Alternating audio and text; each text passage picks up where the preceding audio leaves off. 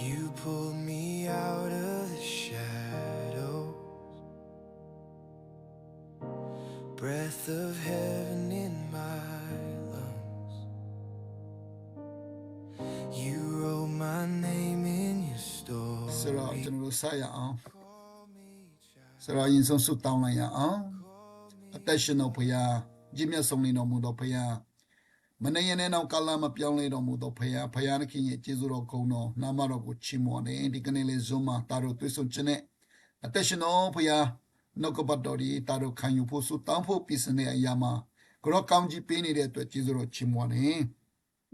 အချိန်နိုင်ကိုကောင်းကြီးပေးပါ internet line တွေမကောင်းလို့မြန်မာပြည်ဖက်ကလူလေးလေးကြားလိုက်တက်လိုက်ဖြစ်နေတဲ့အရာဖြစ်နေတယ်ဒါကြောင့် internet line တွေကောင်းဖို့ကိုရောကောင်းကြီးပေးတော်မူပါရှင်းလင်းစွာတန်နေကြားရဖို့လုံးကကိုရောကောင်းကြီးပေးတော်မူပါနောက်ရှမစီတမဲမောင်မိုက်တကွာရအလုံးကိုလည်းကိုရောပေးရှားပေးတော်မူပါအစားလင်းဆုံးကောင်းကြီးပေးတော်ပါမြတ်ကြောင်းဆုတောင်းတော်ခါယေရှုဖခင်နာမကိုမြှုပ်လဲဆုတောင်းပါရဖခင်ခင်အာမင် ဆိုတော့ကျေးဇူးတင်ပါတယ်ဆိုတော့ကျွန်တော်တို့ရဲ့လက်လာနေတဲ့နှုတ်ကပတ်တော်ဒီနေ့တော့ပြီးအောင်လုပ်လိုက်ရအောင်အခန်းကြီး6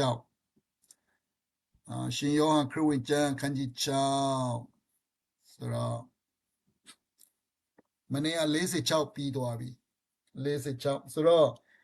ရှင်ယောဟန်ခရစ်ဝင်ကျမ်းအခန်းကြီး6မှာဆိုရင်သူအသက်မုတ်ဖြစ်ကြောင်းတော့ခဏပြောတယ်နော်ဆိုတော့ဒီအရာတွေကိုကျွန်တော်တို့တို့လက်လာလိုက်တဲ့ခါမှာကျွန်တော်တို့ကမမိသွားတာပေါ့နော်ပြီးတော့အတမုံဆိုတဲ့အရာတွေဒီထဲမှာရှိတဲ့ခါကဲအခုလေမနေ့ကဆိုရင်တော့46မှာထို့တော့ငါဆိုတော့ဘုရားခင်အထံတော်ကကြွလာတော့သူမတပါတဆုံတယောက်တော်သူဒီခမင်းတော်ကိုမြင်ခဲ့ပြီဟုမဆိုလို့ကြွလာတော့သူမူကခမင်းတော်ကိုမြင်ခဲ့ပြီယေရှုခရစ်တော်ကခမင်းတော်ကိုမြင်ခဲ့ပြီဆိုတဲ့အရာကဲအသက်မုတ်ကောင်းကင်မှာစင်တတော်မုတ်တဲ့အဲ့ဒါကိုဆက်ပါရအောင်ငါမကန်ဆူရီကငါကိုယုံကြည်တော်သူတွေထာဝရတက်ကိုရဤခရစ်တော်ကခဏအမခံချက်ပေးတယ်နော်ခရစ်တော်ကိုယုံကြည်တော်သူကထာဝရတက်ရတယ်ဆိုတဲ့အရာကလောအမခံချက်ပေးရှိနေတယ်ကျွန်တော်တို့အတွက်လေခရစ်တော်ကအခုဒီအပေါ်မှာလေကျွန်တော်တို့ပတ်ပြီးတဲ့နေရာမှာလေသူခဏ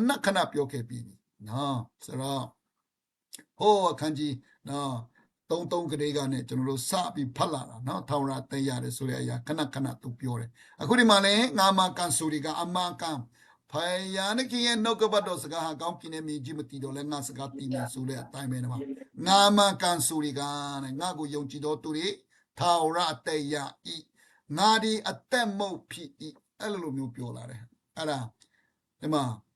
တင်တို့ဘိုးဘေးများဒီတော၌မာနကိုစားလျက်တေရကြ၏ကောင်းကင်မှာဆင်းသက်တော်မုတ်ကိုစားတော်သူတေချင်းနှင့်ကျင်းလို့၏လို့ပြောတယ်ခရစ်တော်ကငါ့ကိုယုံကြည်တော်သူတွေထာဝရအသက်ရတယ်လို့31ပြောသလိုငါဒီအသက်မုတ်လို့ပြောတယ်အဲ့ဒီအသက်မုတ်ကိုစားတော်သူဟာတေချင်းနဲ့ပါဖြစ်မလို့ပြောလဲကျင်းလို့တယ်တဲ့ထာဝရတေချင်းနဲ့ကျင်းလို့တော်သူအခုဒီခန္ဓာကိုယ်ကအပြစ်ခန္ဓာကိုယ်ဟောင်းတေဖို့တော့လိုတယ်ပြောင်းဖို့လိုတယ်တို့တော့ကြောက်စရာကိုမလိုတယ်ပြန်ရှင်လာအောင်မဲ့အရာခဏအိပ်ပျော်တာပဲဖြစ်တယ်နော်အဲဒါကြောင့်တကယ်ခရစ်တော်ကနော်မတေမတေယောဟန်ခန်းကြီး7နော်ယောဟန်ခန်းကြီး7:25မှာပြောသလိုပဲနော်ငါဒီထမြောက်ချမ်းကြောင်းတက်ရှင်ချမ်းကြောင်းဖြစ်ငါကိုယုံကြည်တော်သူတွေတေလုံးတော်လေးရှင်လိမ့်မယ်ကျွန်တော်တို့ကတော့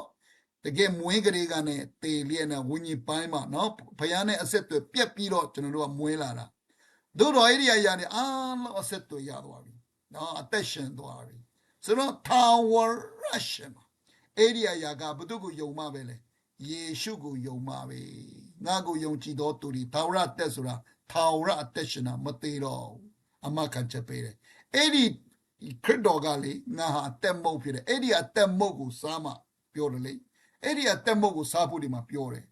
ငါဒီကောင်းကင်မှာဆင်းသက်တော်အသက်မုတ်ပြီးရီမုတ်ကိုစားတော်သူမိဒီကအစမပြတ်အသက်ရှင်လိမ့်မည်ငါပေးတော်မုတ်ကလောကီတာတို့အသက်အဖို့လုံးကစွန့်တော်ငါ၏အသားပေဒီဟုမိတ်တော်မူ၏ခရစ်တော်ရဲ့အသားကိုစားဖို့ပြောတယ်ဆိုတော့အဲ့ဒီအရာအောက်မှာဒီယူတာလူမျိုးတွေလည်းနားမလိမ့်နိုင်ဘူးအဲ့ဒါပြောတဲ့ခါမှာတော့ကြတဲ့ကတော့ ခရစ်တော်ကငါဟာတက်မုတ်ငါကိုယုံကြည်တော်သူဟာသာဝရတက်ရှင်မယ်လို့ပြောတာအဲ့ဒီအတက်မုတ်ကိုစားမှသာဝရတက်ရှင်တယ်လို့ပြောအဲ့ဆိုတော့စားရဆိုတာကခရစ်တော်ကိုယုံကြည်ခြင်းလက်ခံခြင်းအဲ့ဒါပါပဲနော်အဲ့ဒါပါပဲဆိုတော့ဘိုးဘေးတွေသူတို့ရဲ့ဘိုးဘေးတွေကတဲ့တောနိုင်မာနတ်ကိုစားလျက်တေကြ၏တေရကြ၏လို့ပြောတာဒါကတော့ခန္ဓာအသက်ရှင်ဖို့ဣတိယလလူတွေနော်ဒီကျွန်တော်တို့ဒီထွမြောက်ရခန်းကြီး16မှာဆိုရင်စပြီးတော့ဘုရားသခင်ကခေါင်းကြီးကမာနမှုကျွေးတယ်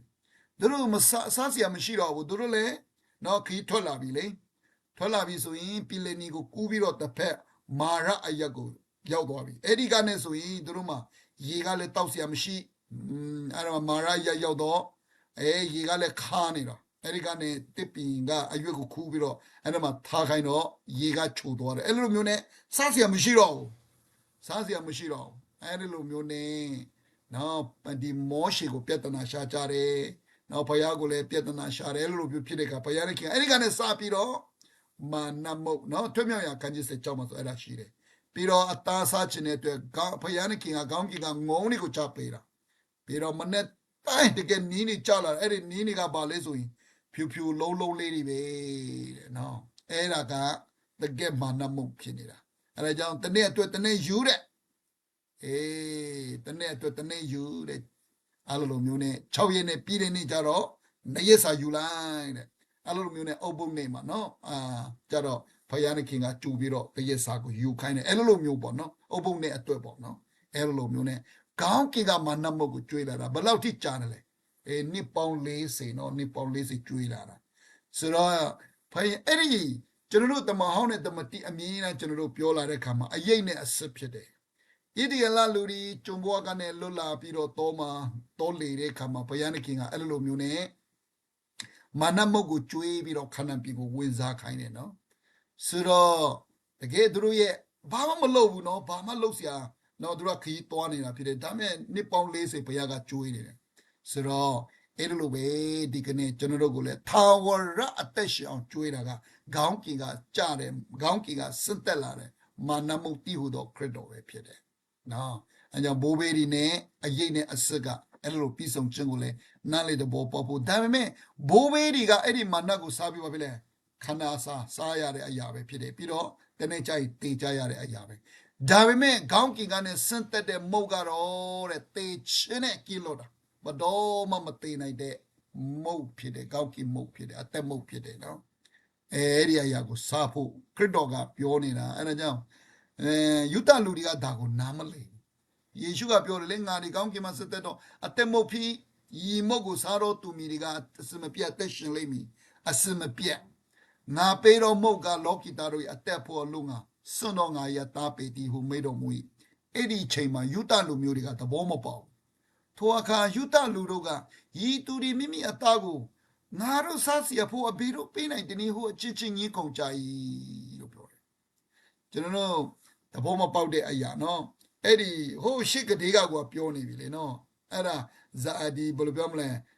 ဇာတိပိုင်းနဲ့ခန္ဓာပိုင်းနဲ့တွေးနေတာတခြားလုံးလေအိုးနော်ဆိုတော့ရေကလည်းအဲ့လိုပဲနော်ဆိုတော့ဘယ်လိုလဲနော်ဒါခရစ်တော်ကတော့တကယ်နော်အသက်ဆိုင်ရေပြီးတော့ကိုလည်းဒီမှာအသက်မုတ်ဒါကိုပြောတဲ့အခါသဘောမပေါက်ဘူးဟာသူရဲ့အသားကိုငါတို့ကိုဘယ်လိုစားကိုင်းမလဲအဲ့လိုလာတာယေရှုကလည်းငါမှကန်ဆူတွေကလူသားရဲ့အသားကိုမစားအသွေးကိုမတောက်လေတင်းတော့နိုင်အသက်မရှိဆိုပြောတာအသက်မရှိဘူးလို့ပြောတယ်ခရစ်တော်ကပြန်ပြီးတော့ဆိုတော့ငါရဲ့အသားကိုစား၍ငါရဲ့အသွေးကိုလေတောက်တော်သူတွေသာဝရအသက်ကိုရ၏ထိုသူကိုနောက်ဆုံးနေနိုင်ငါထမြောက်စေမည်ကဲခရစ်တော်ကိုယုံကြည်ပြီးခရစ်တော်ကိုစားပြီးခရစ်တော်ရဲ့အသွေးကိုတောက်ပြီးနော်တေခန္ဓာကိုဒီခန္ဓာပိုင်းဆိုင်ရာအသွေးရဲ့သားဆိုင်ရာတေသွားရင်လေကြောက်စရာမလိုဘူးတနေ့ကျရင်နောက်ဆုံးသောနေ့မှာထမြောက်လာမယ့်သူဖြစ်တယ်ခရစ်တော်ကဒီထမြောက်ခြင်းကိုလည်းဒီအခါမှာခဏခဏပြောတယ်နော်ထမြောက်ခြင်းအကြောင်းခဏခဏပြောသွားတယ်ဆိုတော့ကျွန်တော်တို့ကိုစိတ်ချစေတဲ့အရာနော်အဲ့ဒီအရာကိုလည်းကျွန်တော်တို့သဘောပေါက်ဆိုတော့ဒီနေရာမှာငါရဲ့အသားကိုစား၍ငါရဲ့အသွေးကိုတောက်တော်သူတွေထာဝရတည်ရ၏လို့ပြောတဲ့အခါမှာဒီကနေ့အတင်းတော်ဒီမှာလေတချို့ဒီဆိုတော့တကက်အဲ့ဒီဘွဲတော်မင်္ဂလာစားတဲ့အခါမှာဒါဟာခရစ်တော်ရဲ့ စုတောင်းလိုက်ပြီဆိုရင်ဒါခရစ်တော်ရဲ့အသားတကယ်အစစ်ဖြစ်သွားတာအဲ့လိုမျိုးခံယူတဲ့သူလည်းရှိတယ်နော်တဲ့လားပြီးတော့အသွေးကိုလည်းအဲ့ဒီစပီကိုလည်းနော်စုတောင်းလိုက်တဲ့အခါမှာအဲ့ဒါခရစ်တော်ရဲ့အသွေးတကယ်အသွေးဖြစ်သွားတာဆိုပြီးမှအဲ့ဒါကြောင့်အဲ့ဒါကိုစမအဲ့ဒါကိုတောက်မှထာဝရတေရတာဆိုပြီးမှအဲ့လိုမျိုးနော်ခံယူတော့အတင်းတော်ရှိတယ်နော်အဲ့လိုမျိုးရှိတယ်အဲ့ဒါကြောင့်အဲ့ဒီဘယ်လိုပြောမလဲဘွေတော်မင်္ဂလာမစားရမှာမတောက်ရမှာကိုအရာကြောက်တာအဲ့ဒါမစားဘဲနဲ့ဆိုရင်ထာဝရတေမရဘူးအဲ့လိုမျိုးနဲ့ထင်သွားတဲ့ဟာတွေရှိတယ်နော်အဲ့လိုမျိုးမဟုတ်ဘူးလေနော်ဆိုတော့အထူးသဖြင့်ခရစ်တော်ကငါဟာကောင်းကင်မှာစင်တက်တဲ့အသက်မုံအဲ့ဒါကိုစားမထာဝရတက်ရှင်မယ်လို့ပြောတဲ့အခါမှာဒါခရစ်တော်ကိုယုံကြည်ခြင်းကိုဆိုလိုတာနော်ခရစ်တော်ကိုယုံကြည်ခြင်းအဲ့ဒါကြောင့်ကျွန်တော်တို့အတွက်ကျွန်တော်တို့ရဲ့ကိုးစားခန္ဓာအသက်ကိုစွန့်ပြီးတော့အသွေးသွန်းပြီးကျွန်တော်တို့ရပြည့်တယ်အားလုံးကိုစေကြောခဲ့တယ်အဲ့ဒါကြောင့်အဲ့ဒါကိုယုံကြည်တာနော်ယုံကြည်တာဖြစ်တယ်နော်အဲ့ဒါကြောင့်ခရစ်တော်ကတကယ်နောက်ဆုံးညစာစားတဲ့ခါမှာလေနော်ဒီတော့အတွက်ကျူဖေးတဲ့ငါရဲ့ကူဒီတော့အတွက်သွန်းတဲ့ငါရဲ့အသွေးအဲ့ဒါကိုပုံဆောင်တဲ့အနေနဲ့အမြဲတမ်းနေတော့အတွက်ငါတို့လိုလုပ်ခဲ့တယ်ဆိုတဲ့အရာကိုနော်ယုံကြည်တဲ့သူတိုင်းဟာအောင်မင်းတတိယတဲ့ခါတိုင်းမှာ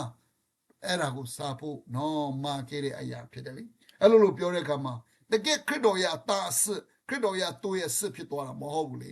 ဒါကပုံဆောင်တဲ့အနေနဲ့နော်အောင်မင်းပြီးတော့ယေရှုတင်နေငါတို့အတွက်ချိုးဖိတ်ခဲ့တဲ့ခန္ဓာငါတို့အတွက်တွန်းပိတ်ခဲ့တဲ့အသွေးယေရှုတင်ပါတယ်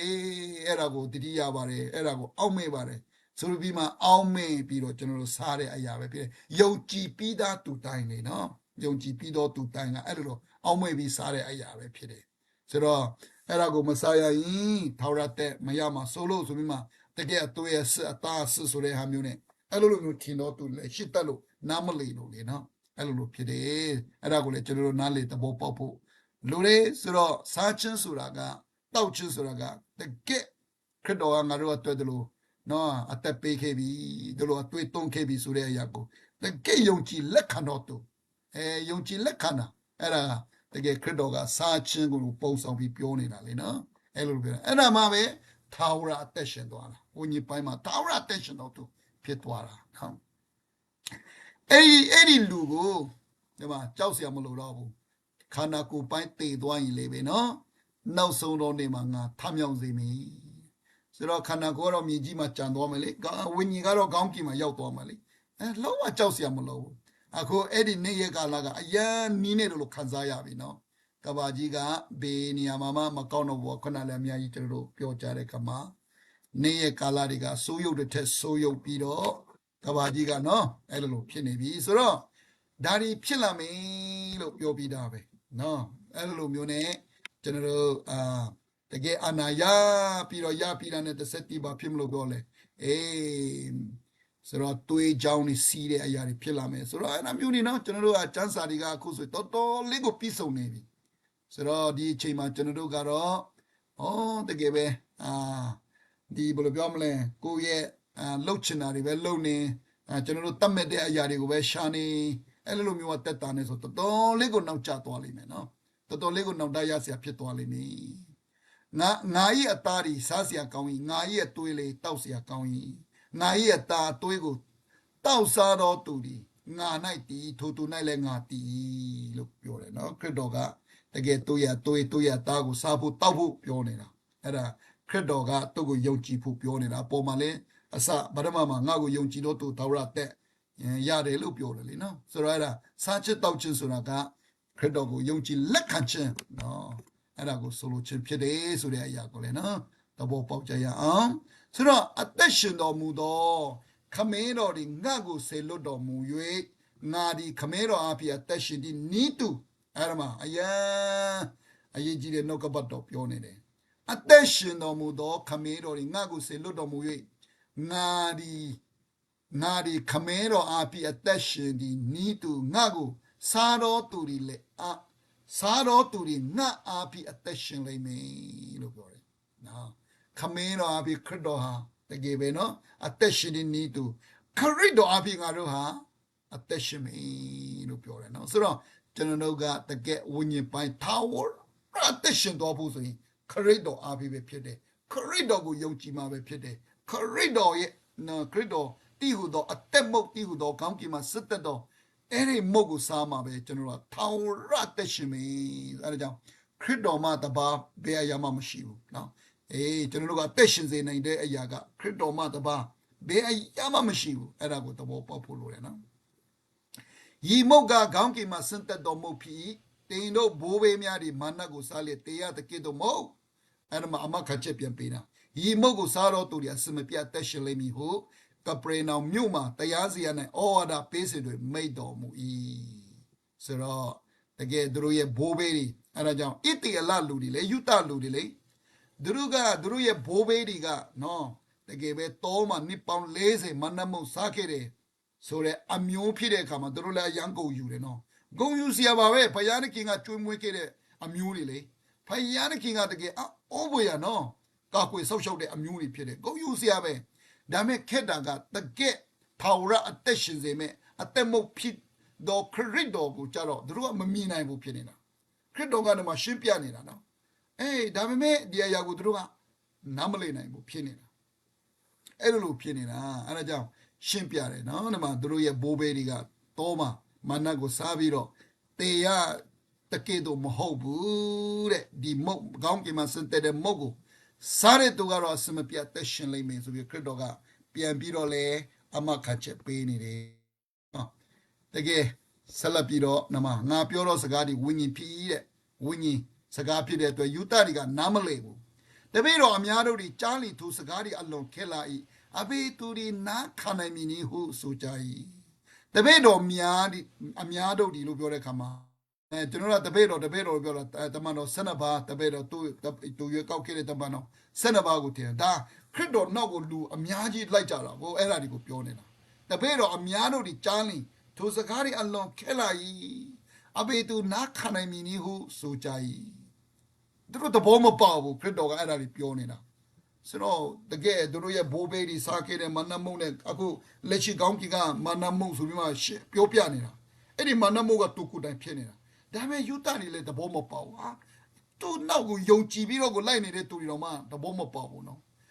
သူတို့တပည့်တော်တို့ကဲ့ရဲ့အပြစ်တင်တွေကိုယေရှုဒီအလိုအလျောက်တည်တော်မူလေထိုဤတရားစကားကြောင့်တင်တို့ဒီစိတ်ပြက်ကြသလိုလူသားဒီအရင်နေရအရက်တို့တပံကြွတ်တက်ဒီကိုမြင်ရလေအဘေတို့ထိမတ်ကြမိနေဟာအရင်နေရကောင်းကီကိုပြန်တက်သွားမယ်ဆိုနေတို့ဘယ်လိုထင်မလဲတဲ့အခုတော့မှနေတို့တွေကနော်ငါပြောတဲ့စကားကြောင့်နေတို့စိတ်ပြက်နေကြပြီလားဟောတော်တော်ခက်နေပြီအဲ့လိုပြောတာဟုတ်ဆိုတော့ဒီမှာဝိညာဉ်သားလျာတက်ရှင်စေကိုကာယဒီအလင်းမတတ်နိုင်ငါပြောသောစကားဒီဝိညာဉ်ဖြစ်အသက်လေဖြစ်ခရစ်တော်ပြောတာကဝိညာဉ်စကားဒါကြောင့်လေအဲ့ဒါကြောင့်လေကျွန်တော်စံစာလေးတော့ပိုက်ဖတ်ပေးမယ်ပေါလုပြောတဲ့အရာတွေမှာတိကောအခန်းကြီး24မှာပြောတဲ့အရာလေအဲ့လိုဖြစ်နေတာတိကောအခန်းကြီး2အငယ်14မှာဇာတိလူဒီဘုရားသခင်ဝိညာဉ်တော်အရာတို့ကိုမခံမယူထိုအရာတို့ဒီမိုက်မေးသောအရာဖြစ်သည်ဟုထင်တတ်၏ထိုအရာတို့ကိုဝိညာဉ်အားဖြင့်သာပိုင်းခြား၍နားလေနိုင်သောကြောင့်ဝိညာဉ်လူဒီနားမလေနိုင်အဲ့ဒါပဲဇာတိလူကဘုရားသခင်ဒီဝိညာဉ်တော်အရာကိုမခံမယူဘူးတဲ့မခံမယူနိုင်ဘူးထိုအရာတို့ဒီမိုက်မေးတော့အခုလေနော်ငါတို့နားမခံနိုင်ဘူးတဲ့ဘယ်လိုဖြစ်တာလဲတဲ့ဘာတွေပြောနေတာလဲဆိုတော့အဲ့လိုဖြစ်နေတော့ဆိုတော့မိုက်မေးတော့အရာဖြစ်ဒီကိုတင်တိုင်းထိုအရာတို့ကိုဝိညာဉ်အားဖြင့်သာပိုင်းခြား၍နားလေနိုင်တော့ကြောင့်ဇာတိလူဒီနားမလေနိုင်ဝိညာဉ်ကပဲပိုင်းခြားသိမိနိုင်တဲ့အရာဖြစ်တယ်အဲဒါကြောင့်လေနော်ဒီကနေ့ဒီမှာယေရှုခရစ်တော်ကလည်းဒီဘယ်လိုပြောမလဲသူနောက်ကလိုက်တဲ့သူတွေတော့မှစိတ်ပြက်ကုန်တယ်လေနားမလေကြဘူးအဲကြောင့်နားမနေလို့စိတ်ပြက်ကြနေလားပေါ့နော်ဆိုတော့ဒါငါပြောတဲ့အရာကဝိညာဉ်စကားဖြစ်တယ်ဆိုတာမျိုးပြောနေတာအဲဒါကြောင့်လေကျွန်တော်တို့တဘောပေါက်ဖို့ကတော့အခုကျွန်တော်တို့တွားရောက်ပြီးတက်ခံပေးနေတဲ့သူတွေကလေးရောလူကြီးရောလူငယ်ရောပေါ့နော်လုံးကိုကျွန်တော်တို့တဘောပေါက်ဖို့လိုအပ်တယ်နော်တဘောပေါက်ဖို့လိုအပ်တယ်ကျွန်တော်တို့ကတော့ရန်တခါတလေကျရင်စိတ်မရှိတဘောဘလို့တဘောမပေါက်နိုင်တာလေဆိုတာကလေးတွေကိုလည်းအဲ့လိုပဲဖြစ်တယ်လို့လူကြီးတွေကိုလည်းကျွန်တော်အဲ့လိုတင်တတ်တယ်တဘောပေါက်ဖို့လိုတယ်ကျွန်တော်တို့ဆူတောင်းပြီးတော့တကယ်ဝိညာဉ်တော်ကိုအားကိုးဖို့ပဲလိုတယ်နော်ဝိညာဉ်တော်ကိုအားကိုးဖို့ပဲလိုတယ်ဝိညာဉ်တော်ကဆိုတော့သူကတော့လုံးဝဝိညာဉ်မရှိသေးဘူးလေဝိညာဉ်မရသေးဘူးလေဝိညာဉ်တော်မရသေးဘူးလေအခုကျွန်တော်တို့ကတော့ဝိညာဉ်တော်ရပြီးပြီ ဆိုတော့အဲ့လိုမျိုးနဲ့เนาะခရစ်တော်ကဝိညာဉ်တော်ပေးမယ်လို့ပြောလာတယ်လို့တမန်တော်တွေကစပြီးတကယ်ပြင်းတဲ့ကုတ်တင်နေကနေစပြီးရလာတဲ့သူတွေကအဲ့ဒီဝိညာဉ်တော်ရဲ့တကိုးနဲ့ပြန်တုံတင်ပေးတဲ့အခါကြားတဲ့သူကအဲ့ဒီဝိညာဉ်တော်အပြင်နားလေတယ်နားလေတော့တဲ့အတွက်လက်ခံကြတာအဲ့လိုမျိုးနဲ့စကေဒီကနေ့ဒီကျွန်တော်ကိုလည်းဝိညာဉ်တော်ရတဲ့သူကရှင်းပြလို့သဘောပေါက်တာလေအဲ့ဒါနဲ့ကျွန်တော်ကလက်ခံလို့ကျွန်တော်လည်းဝိညာဉ်တော်ရပြီအဲကြောင့်ကျွန်တော်လည်းအဲ့ဒီဝိညာဉ်တော်ရဲ့တကိုးကနော်အတုံးပြုတ်တတ်ဖို့လိုတယ်အာကိုပြီးတော့အတုံးပြုတ်တတ်ဖို့လိုတယ်အဲ့ဒါမှပဲအဲ့ဒီဝိညာဉ်တော်ကတစ်ဖက်လူရဲ့အသက်တာကိုနော်စကားပြောပြတာလေတုံတင်ပေးတာလေနားလေစေတာလေသဘောပေါက်စေတာလေအဲ့ဒါကိုသဘောပေါက်ဖို့လိုတယ်နော်အဲ့ဒါကြောင့်နော်ဖယားရဲ့စကားကတကယ်ဝိညာဉ်စကားဖြစ်တဲ့အတွက်လူတွေကိုအသက်လည်းဖြစ်တယ်အသက်ရှင်စေတဲ့တမန်တရားဖြစ်တဲ့အတွက်နော်အဲ့ဒါကိုကျွန်တော်တို့သဘောပေါက်ဖို့လိုတယ်နော်စိတ်တမကြဖို့ဆိုတော့တချို့ကတော့မြန်နှလုံးသားဖွင့်တဲ့အခါမြန်သဘောပေါက်တဲ့သူဝိညာဉ်တော်ကနော်အလုပ်လုပ်သွားတယ်တချို့ဒီကတော့သူတို့ကလည်းနှလုံးသားမဖွင့်တဲ့အခါမှာနော်တော်တော်လေးကိုကြားတဲ့အရာတွေလည်းရှိတယ်နော်အဲ့လိုဖြစ်တယ်ဆိုတော့နော်နစ်နဲ့ချီချာတနေ့နဲ့သုံးနေ့တော့မှကြားတဲ့လူတွေတော့ရှိတယ်လေပြောင်းလဲဖို့နော်တချို့တွေကမြန်ဆန်ပြောင်းလဲတော့သူတွေရှိတယ်အဲ့လိုဖြစ်တယ်အဲ့ဒါကြောင့်ကျွန်တော်တို့သဘောပေါက်ဖို့လိုတယ်နော်ဝိညာဉ်တန်လျာတက်ရှင်စေဝိညာဉ်ကိုယ်ကာယတွေအလင်းမတတ်နဲ့ငါပြောတော့စကားတွေဝိညာဉ်ဖြစ်လို့ပြောတယ်အသက်လည်းဖြစ်ဒုတော်လည်းတင်တို့တွေမယုံကြည်တော့သူအချို့ရှိကြ၏လို့ပြောတယ်ဒီမှာယေရှုတော်မှပြောတာဒီလိုစီမှာမယုံကြည်တော့သူတချို့ရှိတယ်တဲ့ထို့ကြောင့်ငါဤခမဲတော်တွေအခွင့်ပေးတော်မူမူနဲ့အဘေသူမြငါထံတော်မလာနိုင်ဟုအတက်ကငါဆိုခဲ့ပြီဟုမိတ်တော်မူအပေါ်မှာပြောခဲ့ပြီးပြီလေခရစ်တော်ကပဲကျွန်တော်တို့စီမှာပို့ပေးတာယေရှုစီမှာပို့ပေးတာအခုကျွန်တော်တို့လည်းအဲ့လိုမျိုးနဲ့နော်ဘုရားကဝိညာဉ်တော်ကပဲအလိုလိုပြီးတော့ကျွန်တော်တို့ခရစ်တော်ကိုလက်ခံနိုင်တဲ့အခြေအနေဖြစ်သွားပြီဆိုတော့အခုကျွန်တော်တို့လည်းသဘောပေါက်လာတဲ့အခါမှာသူများကိုပြောပြတုံတင်တဲ့အခါမှာအဲ့ဒါခုနဝိညာဉ်စကားဖြစ်တဲ့အတွက်လောဝလူဒီသဘောမပေါက်နိုင်ဘူးဆိုတဲ့အရာကိုကျွန်တော်တို့လည်းနားလေတတ်ဖို့အဲ့ဒါကြောင့်ဝိညာဉ်ကိုအားကိုးဖို့ဝိညာဉ်ကိုအားကိုးပါပဲဖယားခင်ကဝိညာဉ်တော်ဖယားကအဲ့ဒီမှာသူတို့ကိုအလုပ်လုပ်ပြီးငါတို့စီပို့လာတာလေနားလေစီမှာလေအလိုမျိုးနဲ့ကျွန်တော်တို့လည်းရလာမှာဖြစ်တယ်အဲ့ဒါကိုသဘောပေါက်ကြရအောင်ကျွန်တော်တို့အဖြစ်မတတ်နိုင်ဘူးလောကရဲ့ပညာနဲ့မရဘူးလောကရဲ့အစွမ်းနဲ့မရဘူးလောကရဲ့ဥစ္စာငွေကြေးတွေနဲ့မရဘူးလူပြောင်းလဲဖို့လေဆိုတော့လောကရဲ့ဥစ္စာအရာတွေကတော့ရတဲ့ချိန်ဆိုတော့လာမယ်မရတော့ဘူးဆိုမလာတော့အဲ့ဒါတိဖို့လိုတယ်နော်အဲ့ဒါတိဖို့အဲ့ဒါကြောင့်အရင်ဆုံးကတော့နှုတ်ကပတ်တော်ပဲပေးဖို့လိုတယ်အဲ့ဒါကမှထာဝရအသက်ရှင်တဲ့အရာဖြစ်တယ်နော်လောကရဲ့အရာတွေကတော့ခဏအသက်ရှင်ဖို့ပဲဖြစ်တယ်တကယ်အသက်ရှင်သောအရာကိုအဲ့ဒါကိုပေးဖို့ပဲလိုအပ်တယ်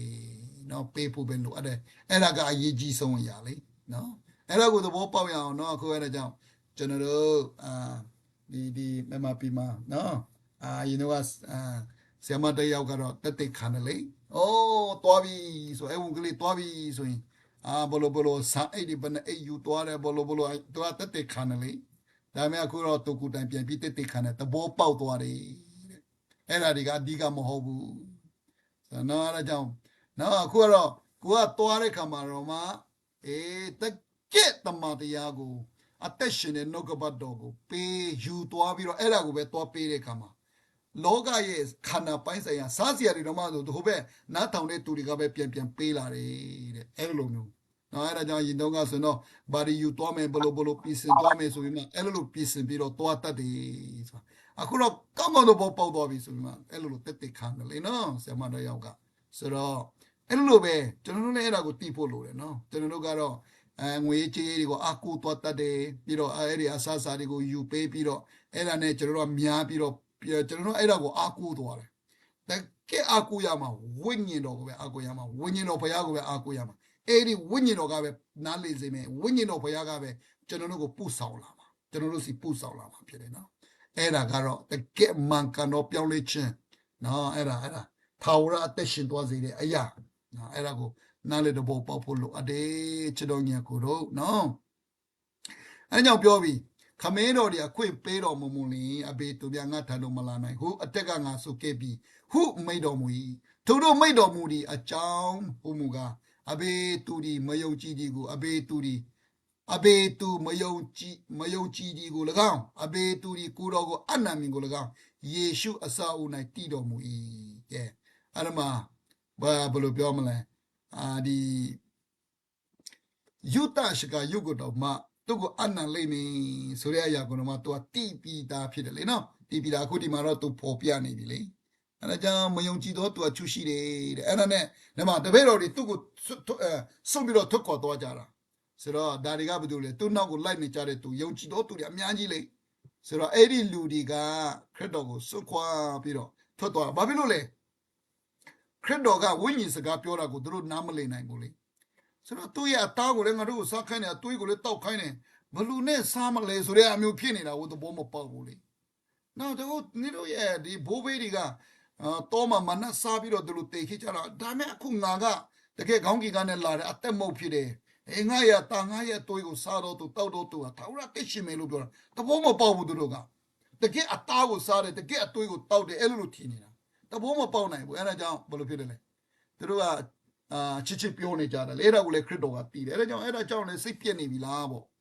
ငါပြောတဲ့စကားဝိညာဉ်ဖြစ်တယ်နော်အသက်လည်းဖြစ်တယ်ဆိုတာပြောလာတယ်လေအဲ့ဒီအချိန်မှာထိုအခါမှစ၍တပည့်တော်အများတို့ဒီကိုတော်နဲ့မပေါင်းဖော်ပဲစုတ်ခွာသွားကြ၏အဲ့လိုဖြစ်သွားတယ်ဆိုတော့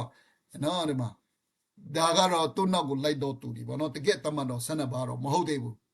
ဆိုခဏတော့တမန်တော်12ပါးတွေပဲကြံသွားတာကြံတဲ့သူတွေအလုံးထွက်ခွာသွားတယ်လေအဲ့လိုမျိုးဆိုတော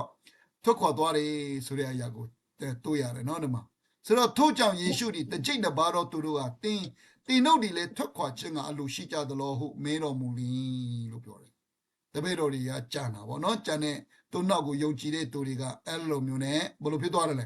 ခရစ်တော်ကိုနော်ဒီမှာကိုတော်နဲ့မပေါင်းဖော်ပဲဆုတ်ခွာသွားကြ၏ဒီကနေ့ကျွန်တော်တို့ရဲ့တက်တာထဲမှာလဲအဲ့လိုမျိုးမဖြစ်ဖို့အရန်ရည်ကြည်ပါတယ်ကိုတော်ကိုအားကိုးပြီးတော့အလုံးလုံးနေတာကိုတော်ကိုအားကိုးပြီးတော့အသက်ရှင်နေတာကိုတော်ကိုအားကိုးပြီးတော့အမှုတော်ဆောင်နေတာဒါပေမဲ့အဲ့ဒီအရာကလည်းဆုံးခွာသွားတယ်ဆိုရင်ဘောကတိတ်ခန့်ချောက်သွားမယ်နော်အဲ့လိုဖြစ်တတ်တယ်ဆိုတော့ဖယားကိုအားကိုးပြီးတော့ဖယားကိုပေါင်းဖော်ပြီးတော့အလုံးလုံးတတ်ဖို့အရန်ရည်ကြည်ပါတယ်သူ့ကိုအားကိုးဖို့ဝိညာဉ်တော်ကပဲအလုံးလုံးသွားမှာကျွန်တော်တို့အဲ့ဒါကိုအားကိုးတတ်ဖို့လိုအပ်တယ်နော်အဲကြောင့်ကျွန်တော်တို့လည်းတခါတလေကြာရင်စိတ်တကြပြီးတော့အမျိုးတော့ခက်ချင်းနေနော်ရည်စရတဲ့ခါမှာကျွန်တော်တို့လည်းနေတိုင်းရင်းနဲ့ကျွန်တော်တို့လည်းစိတ်တကြပြီးတော့မလုတ်ချင်တော့တဲ့အသက်တာမျိုးနော်အဲ့လိုမျိုးဖြစ်တယ်နော်ပြန်ခွာသွားချင်တဲ့အသက်တာမျိုးလည်းဖြစ်တတ်တယ်နော်အဲ့ဒါမလုံမိစေနဲ့နော်လုံမိသွားရင်တော်တော်လေးကိုကျွန်တော်တို့ကနေလို့ထိုင်လို့မရတော့ဘူးဘဝကခန်းချောက်သွားတယ်တကယ်ပဲနော်ချောက်ချားစရာတွေဖြစ်လာတယ်အဲ့လိုမျိုးဆိုတော့အခုကျွန်တော်တို့တချို့တွေလည်းယုံကြည်သူတွေလည်းအဲ့လိုမျိုးမဖြစ်သွားဘူးလားပြန်ဆုတ်သွားတဲ့ဟာတွေမရှိဘူးလားရှိတယ်နော်တကယ်နော်အဲ့လိုမျိုးတွေရှိတတ်တယ်ဆိုတော့တကယ်ပဲနော်ကျွန်တော်တို့အဲ့ဒါမျိုးဖြစ်ရတဲ့အခါကျွန်တော်တို့ကိုယ်တိုင်တော်မှအရာနော်ဝမ်းနေတဲ့အရာတွေရှိတယ်လေနော်ဆိုတော့အခုဒီမှာတပည့်တော်တွေကတော့ကိုတော်ရဲ့စကားကိုနားမလည်တဲ့အတွက်အဲ့လိုထုတ်ခွာသွားတာနော်အဲ့လိုဖြစ်တယ်အဲ့ဒါကြောင့်ကျွန်တော်တို့ကဝိညာဉ်တော်ကိုအားကိုးပြီးတော့တာ၍နားလေတာ၍ကျွန်တော်တို့ကတိုးဝင်ချင်တာလေဖြစ်တယ်ဒါမှအခုနလိုပေါ့နော်ကျမ်းစာကမဖတ်အခုကျွန်တော်တို့ကတင်းတော်တော်များများကြုံရတဲ့အရာကဘယ်လိုဖြစ်တတ်တယ်လဲတချို့ကတော့သူတို့ပုံမှန်နှုတ်ကပတ်တော်လက်လာပြီးတော့ပုံမှန်တနော်ဝိညာဉ်ရေးရမှာသူ့ရဲ့တက်တာကိုသူပြင်ဆင်ပြီးတော့တွားနေတဲ့အခါအလိုလိုနေတဲ့ဝိညာဉ်ရေးရမှာသူ့တက်တယ်ဒါပေမဲ့တချို့တွေကတော့လောအချိန်လည်းမပေးဘူးကျမ်းစာလည်းမဖတ်ဘူးနော်အလိုလိုမျိုးဖြစ်နေတဲ့အခါမှာတဖြည်းဖြည်းနဲ့ဘာဖြစ်လဲသူများနောက်ကိုရောက်သွားတယ်ခန်းချောက်နေတယ်အဲ့ဒီချိန်ကျတော့ပို့ပြီးမှနောက်ဆုတ်သွားတယ်နော်တွက်ပြေးသွားတယ်နော်အဲ့လိုမျိုးတော့ထွက်သွားခြင်းနဲ့တက်တာမျိုးဖြစ်တယ်အဲ့လိုမျိုးဖြစ်တယ်အဲ့ဒါကြောင့်အဲ့လိုမျိုးတွေလည်းမဖြစ်အောင်ကျွန်တော်တို့ကနော်ပြောပြဖို့နှိုးဆော်ပေးဖို့လိုအပ်တယ